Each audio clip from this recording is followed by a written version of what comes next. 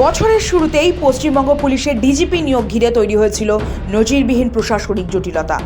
রাজ্যের পাঠানো ডিজিপি প্যানেলের তালিকা ফেরত পাঠিয়েছিল ইউনিয়ন পাবলিক সার্ভিস কমিশন। এই মুহূর্তে রাজ্যে কোনো স্থায়ী ডিজিপি নেই। বর্তমান ডিজিপি রাজীব কুমার আগামী 31শে জানুয়ারি অবসর নিতে চলেছেন। তার আগেই পরবর্তী ডিজিপি নিয়োগ নিয়ে অনিশ্চয়তার চরমে পৌঁছে যায়।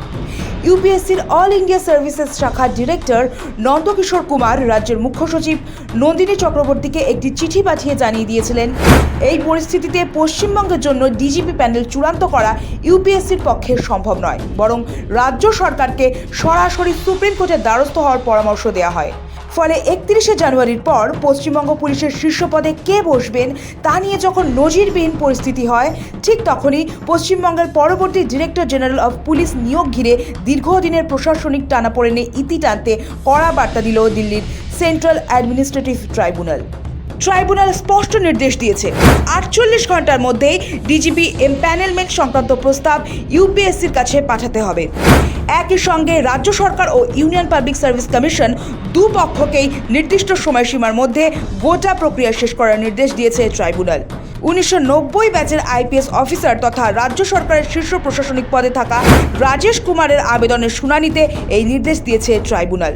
ক্যাটের পর্যবেক্ষণ, প্রশাসনিক গাফিলতি বা দেরির কারণে কোনো যোগ্য আলোচনার অধিকার কোনোভাবেই খর্ব করা যায় না। কি নিয়ে মামলা হয়েছিল?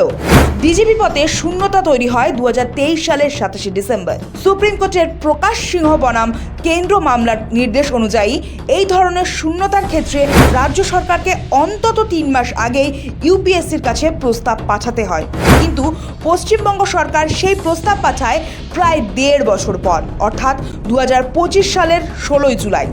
কেন রাজ্য সরকার এত দেরি করে প্রস্তাব পাঠায় তা নিয়ে নানা বিতর্ক রয়েছে।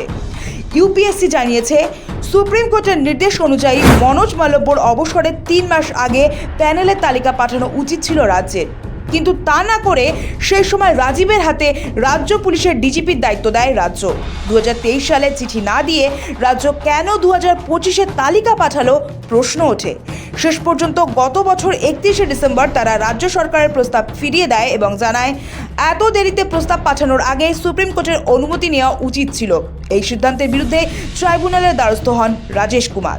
ট্রাইব্যুনালের পর্যবেক্ষণ, শুনানিতে ট্রাইব্যুনাল জানিয়েছে, কোনো পদের জন্য কেউ বিবেচনার যোগ্য হলে সেটা তার মৌলিক অধিকার। কোনো প্রশাসনিক দেরি বা দফতরগত টানাপোড়েনের কারণে সেই অধিকার খর্ব করা যায় না। প্রক্রিয়া চলাকালীন নিয়ম বদলানো চলবে না। একবার এমপ্যানেলমেন্ট প্রক্রিয়া শুরু হলে মাঝপথে নতুন নীতি বা ব্যাখ্যা জারি করা আইনসঙ্গত নয়। ফলে ট্রাইব্যুনাল এও স্পষ্ট করে বলেছে, রাজ্য যে দেরি করেছে তার দায় ইউপিএসসির উপর বর্তায় না, কিন্তু তার ফল ভোগ করবেন না অফিসাররা। ট্রাইব্যুনাল আরও জানিয়েছে, আদালত অবমাননার ঝুঁকির যে কথা বলছে ইউপিএসসি তাও যুক্তিগ্রাহ্য নয়। কি নির্দেশ দিল সেন্ট্রাল অ্যাডমিনিস্ট্রেটিভ ট্রাইব্যুনাল?